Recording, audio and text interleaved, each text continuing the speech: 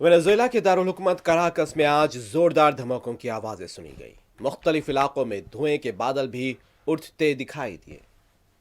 Caracas में कम से कम 7 धमाके सुनाई दिए, जबकि निचले प्रवास करने वाले तैयारों की आवाजें भी सुनी गई।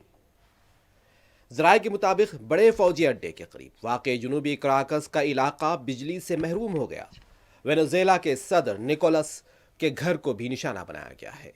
यह सूरत हाल ऐसे वक्त में सामने आई जब वेनेजुएला और अमेरिका के दरमियान दिन ब दिन कशीदगी में इजाफा होता जा रहा है। सदर ने हालिया दिनों में कहा था कि वेनेजुएला अमेरिका के साथ मंशियात स्मगलिंग के खिलाफ ताउन पर बातचीत के लिए तैयार है। तहम उन्होंने मुबैना अमरीकी हमले पर बराह रास्त तस्दीक या तरदीद से गुरेज किया था।